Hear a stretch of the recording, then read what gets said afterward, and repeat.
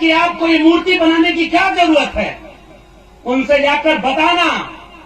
इन मूर्तियों की जरूरत इसलिए होती है कि अपनी नई पीढ़ी को यह समझाया जा सके कि जब तुम्हारे लोगों को कोई आएगा बताएगा कि तुम गुलाम हो, तो तुम्हारे बच्चे जब रानी दुर्गावती, टंटिया मामा, बिरसा मुंडा, जयपाल सिंह मुंडा, बाबा साहब भीमराव अंबेडकर, डॉक्टर राम मनोहर लोहिया, इनकी मूर्तियों के सामने खड़े होते होंगे तो वह सीना तान करके कहते हैं हमारे पुरखे शासक रहे हैं और उनसे उनका इतिहास जानेंगे, तो आपके बच्चों को कोई गुलाम नहीं बना सकेगा। इसलिए इन मूर्तियों की जरूरत होती है।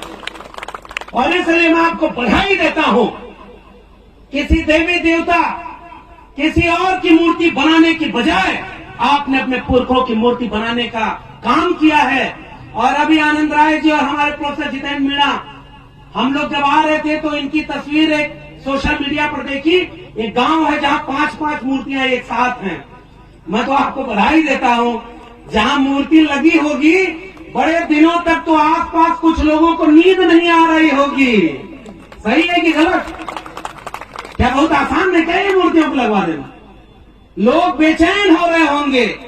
फिर कुछ सरकारी मामा लोग जो मुख्यमंत्री बने हैं, उनको लगा होगा कि ये पीले गमछे वाले तो बड़ा एकजुट हो रहे हैं। भाई आज भी तो यहां से पैगाम जाएगा भोपाल तक कि हुजूर वहां टेंट नहीं था, पानी बाल्टी में रखकर लोग पिला रहे थे, कोई बहुत ऐसी व्यवस्था नहीं थी और कोई बहुत पैसा देकर के लाई गई भीड़ नहीं थी।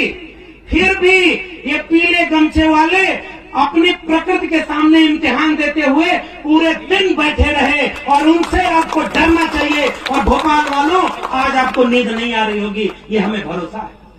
क्यों नहीं नींद आ रही होगी? क्योंकि जिस प्रदेश में 20 से 25% आदिवासी जनता हो, क्या वो वोट देने के लिए एक संख्या है? कौन सा काम आज तक इस मामा मुख्यमंत्री ने ऐसा किया कि वो आदिवासी का वोट लेने आएंगे? कोई काम किया क्या? बताइए आप लोग। मैं तो भाई उत्तर प्रदेश से आया हूं, हमारे यहाँ तो रामराज्य आया हुआ है, पता है कि नहीं आपको? हमारे यहाँ तो अलग ही कहानी है रे भाई। आपके यहाँ तो इतने ताकतवर लोग हैं, कहीं जय संगठन, हमारे मित्र बैठे हुए हैं। हमारी एक शेरनी बहन, मुझे अच्छा लगा जब ये बहन बोल रही थी और आप उन्हें शेरनी कह के पुकार रहे थे, मगर मैं उनकी पीड़ा के साथ अपनी बात जोड़ना चाहता हूं। इस देश और दुनिया ने जाति के नाम पर जितना अन्याय किया ना, उससे कम अन्याय महिला और पुरुष के नाम पर नहीं किया। महिलाओं को और दबाया, महिलाओं को घर से नहीं निकलने दिया, महिलाओं को पढ़ने नहीं दिया, महिलाओं को सार्वजनिक जीवन नहीं जीने दिया। और आज जब आप अपनी एक पुरखा वीरांगना माता दुर्गावती को याद कर रहे हैं और कार्यक्रम में इतनी महिलाएं यहां पर बैठी हुई हैं, तो मैं आपको बधाई देते हुए एक वादा करना चाह रहा हूं। हाथ उठाकर वादा करना, भूखे रहना, प्यासे रहना, एक कपड़ा कम पहनना, लेकिन अपने घर के बेटा बेटियों को और खासकर महिलाओं को शिक्षा जरूर दिलाना, ताकि वो आंख में आंख मिला करके अपने वक्त के तनावों को लड़ सके। और तब जब कोई शिक्षित होता है, जागरूक होता है, तब ये बहन जैसा कोई बोलता है। और आज मैं इस बात से भी बहुत गौरवान्वित महसूस हुआ कि ये जो निवारती गांव है, इसके बगल निमावर गांव, और हमारी बहन भारती बैठी हुई, हमने खबरों में पढ़ा कि ये धरती आज भी सोने चांदी पैदा करती है, अनाज पैदा करती है, हीरे जवाहरात पैदा करती है। लेकिन इस देश को कुछ लोगों ने ऐसा जाहिल बना दिया कि इंसान नहीं पैदा कर पाती और हैवानों जैसा काम इसी नेमावर में हुआ। हम यहां से कड़ी निंदा करते हैं और खबरदार करना चाहते हैं। एक बार तो तुमने कर लिया।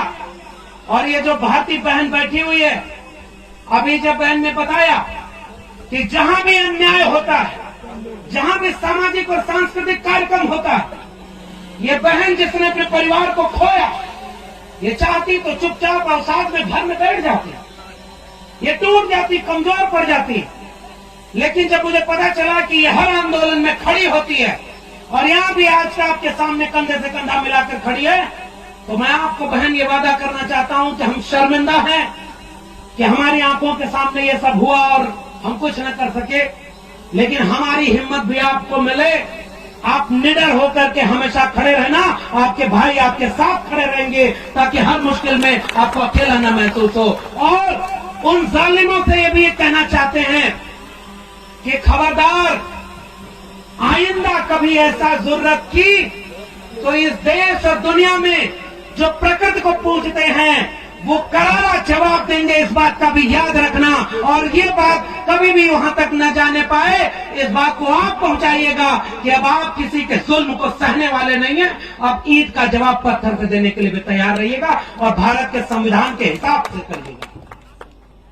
और इसलिए मैं आपके बीच में आया हूं साथियों, वक्त बहुत खराब है और आप इस मंच को इसलिए सजाए हैं। देश के आजाद हुए 75 साल हो गए, देश में संविधान लागू हो गया, सब कुछ चल रहा है, लेकिन आज भी अगर इस देश की आदिवासी आबादी को इस बात के लिए संघर्ष करना पड़े, आंदोलन करना पड़े कि ये जल जंगल जमीन पर हमारा हक है, हम इसे आपको छीनने नहीं देंगे।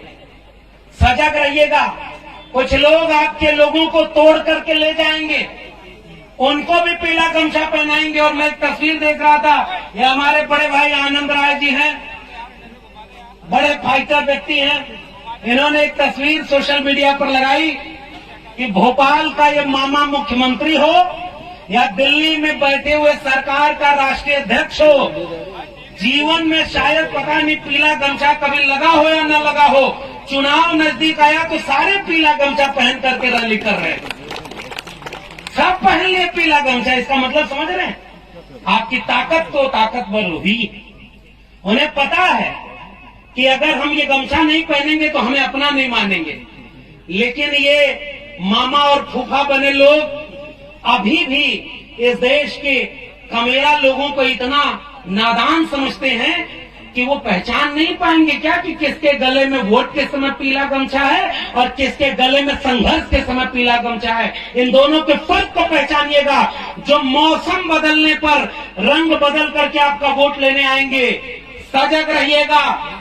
किसानों पर गोली चलवाने वाले, आपके जल जंगल जमीन को छीनने वाले, इस देश का संविधान बदलने की बात करने वाले, इसे हिंदू राष्ट्र बनाने की बात करने वालों को एक वोट भी गलती से मत दे दीजिएगा।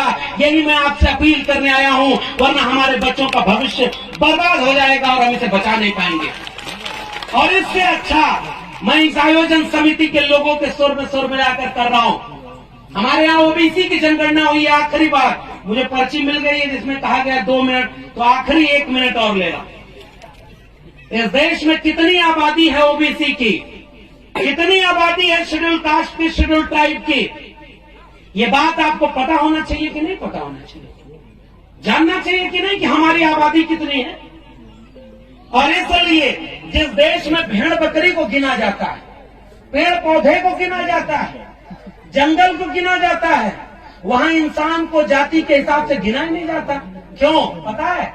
बिहार अभी जाति जनगणना करवाया है, और जाति जनगणना करवा के बिहार में क्या पता चला पता है?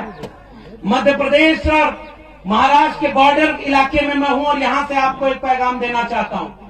बिहार ने जब जाति जनगणना कराई तो पता चला कि 85 से 90% वो लोग हैं जो SC ST OBC में बांट दिए गए हैं, जो हाथ से श्रम करके अपनी मेहनत से गुजारा करते हैं, और 10% केवल वो लोग हैं जो परजीवी हैं, हमारी मेहनत के ऊपर परजीवी बन के गुजारा कर रहे हैं। केवल 10% है। अब असली खेल क्या समझ में आया?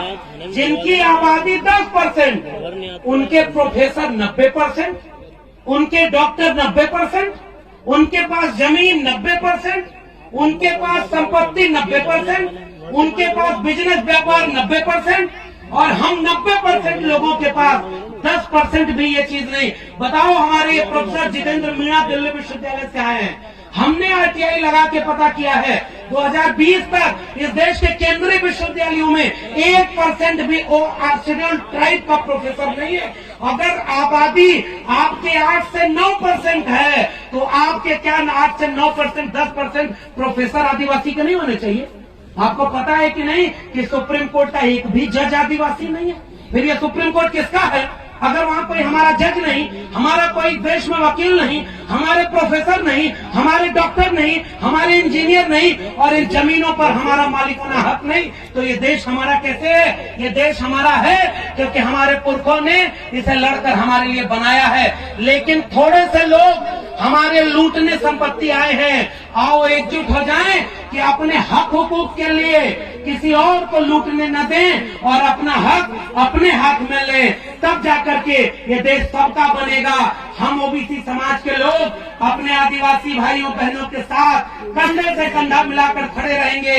हमारी संस्कृति बहुत हद तक एक है, हमारी दर्द एक है, इसलिए हमारी दवा एक रहेगी। आप सबको मेरा क्रांतिकारी इस्तकबाल है, उल गुलाम जिंदाबाद है, सेवा जोहार है। हम लड़ाई मिलकर लड़ेंगे और तब तक लड़ेंगे जब तक संविधान को बदलने वालों को कुर्सी से न बदल दें। भोपाल में सरकार बदलिए, दिल्ली में सरकार बदलिए और यहाँ से कोई शासक निकलकर विधानसभा में बैठे जो हमारे और आपके लिए फैसला ले, उसको वोट दीजिएगा। इस बात को याद करते हुए मैं आप सबसे विदा लेना। इस खबर को देखने के बाद क्या है आपकी राय? नीचे दिए गए कमेंट बॉक्स में दीजिए अपनी राय।